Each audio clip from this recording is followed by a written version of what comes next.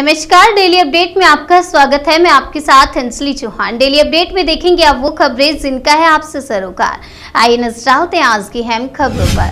अब हवाई चप्पल वालों का सड़क पर सफर करना मुश्किल, प्रियंका गांधी का केंद्र पर तंज। प्रियंका गांधी ने ट्वीट में बीजेपी लाई महंगे दिन हैशटैग भी इस्तेमाल किया है। इसके साथ ही प्रियंका गांधी ने अपने ट्वीट में एक मीडिया रिपोर्ट का भी जिक्र किया है। इस रिपोर्ट में लिखा है कि विमान के ईंधन से 30% महंगा हुआ पेट्रोल। घाटी के हालात पर गृह मंत्रालय की पैनी नजर, सीआरपीएफ के डीजी को कश्मीर भेजा गया। सूत्रों के मुताबिक गृह मंत्रालय ने सीआरपीएफ के डीजी कुलदीप सिंह को जम्मू कश्मीर भेजा है। कुलदीप सिंह एनआईए के भी डीजी हैं। पंजाब, राजस्थान, बिहार, कर्नाटक में किसानों ने रेलवे स्टेशन पर ट्रेनें रोकी, यात्रियों को उठानी पड़ रही है परेशानी। संयुक्त किसान मोर्चा ने साफ कर दिया है कि लखीमपुर खीरी किसान हत्याकांड में जब तक न्याय नहीं मिल जाता तब तक प्रदर्शन लगातार तेज होता जाएगा। केरल में भारी बारिश और लैंडस्लाइड से मरने वालों की संख्या बढ़कर 31 हुई। राहत बचाव के लिए सेना की ली जा रही है मदद। केरल में 2 दिनों की बाढ़ और बारिश ने 2 दर्जन से ज्यादा जिंदगी ली है। रविवार रात तक केरल में 26 लोगों की जान चली गई।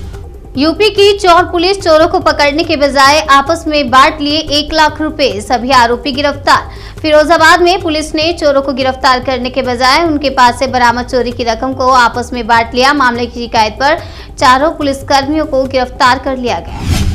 केरल में बारिश से तबाही, बांधों में बढ़ा जलस्तर, कई जिलों में अलर्ट जारी। अचन कोविल में जलस्तर बढ़ रहा है और आरहनमुला, किदंगनूर तथा ओमलूर के तटीय इलाकों में भी अलर्ट जारी किया गया है। लोगों को पतनमतिट्टा जिले में बने विभिन्न राहत शिविरों में पहुंचाया गया है। बांग्लादेश में हिंदुओं पर हमले और हिंसा के बाद पश्चिम बंगाल के सीमावर्ती जिलों में अलर्ट जारी। बीएसएफ ने सीमा पर बढ़ाई निगरानी। बांग्लादेश में हिंदुओं की हत्या और हिंसा की घटना के बाद पश्चिम बंगाल के सीमावर्ती इलाकों में अलर्ट जारी किया गया है। अतिरिक्त महानिदेशक द्वारा जारी किए गए डीजी, एडीसी और सभी एसपी और आयुक्तों को भेजा गया है। चीन की हर हरकत पर होगी भारत की नजर। आर्मी ने एलएसी पर इजरायली ड्रोन हेरोन से बढ़ाई निगरानी। इजरायल से लिए ये Heron UAV mark 1 drone 30,000 feet की ऊंचाई पर उड़ान भरते हैं। ये 24 से 30 घंटे तक उड़ान भरने में सक्षम होते हैं।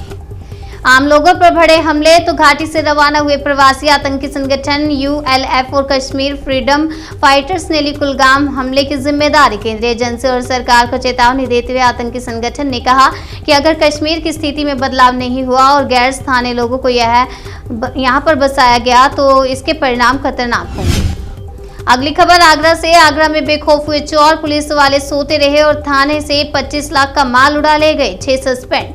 जगदीशपुरा थाने के मालखाना मोहर्रिर प्रताप भान रविवार सुबह 9 बजे ड्यूटी पर पहुंचे। जब उन्होंने ताला खोलकर अंदर देखा तो सामान अस्त व्यस्त दिखा। बक्से का ताला भी टूटा हुआ था। उन्होंने बक्से को खोलकर देखा तो उसमें रखे 25 लाख रुपए भी गायब थे। यूपी कोर्ट में घुसकर वकील की गोली मारकर हत्या, अफरा तफरी का माहौल। यूपी के शाहजहांपुर जिले से बड़ी खबर सामने आ रही है। कोर्ट में वकील भूपेंद्र सिंह की गोली मारकर हत्या कर दी गई। कल्याण के आधारवाड़ी जेल में 20 कैदी कोरोना संक्रमित, इलाज के लिए भेजा गया अस्पताल। कल्याण इलाके के इस जेल में 20 कैदी कोरोना संक्रमित पाए गए हैं। सभी को इलाज के लिए अस्पताल में भर्ती करवा दिया गया है। दिल्ली में इस साल डेंगू से पहली मौत 2016 और 2017 में बीमारी से हुई थी 10-10 मौतें। गर्मी और बारिश के मौसम में डेंगू मलेरिया ज्यादा फैलता है। डेंगू से संक्रमित होने पर प्लेटलेट्स की संख्या कम होने लगती है। आरएसएस ने बांग्लादेश में हिंदुओं की सुरक्षा को लेकर जताई चिंता, सरकार से सुरक्षा सुनिश्चित करने को कहा। आरएसएस की ओर से कहा गया है कि बांग्लादेश में दुर्गा पूजा पंडालों में तोड़फोड़ एक जिहादी हमला है। भारत सरकार बांग्लादेश की वर्तमान सरकार के साथ कूटनीति से हिंदुओं के जीवन की रक्षा करेगी। सिखों पर हमले के आरोपी हरियाणवी युवक विशाल जूद को ऑस्ट्रेलिया ने भारत निर्वासित किया। ऑस्ट्रेलिया के इमिग्रेशन एंड सिटीजनशिप मंत्री एलेक्स हॉक ने इसकी पुष्टि करते हुए कड़े शब्दों में एक बयान जारी कर बताया कि युवक को पहली फ्लाइट से भारत भेज दिया गया।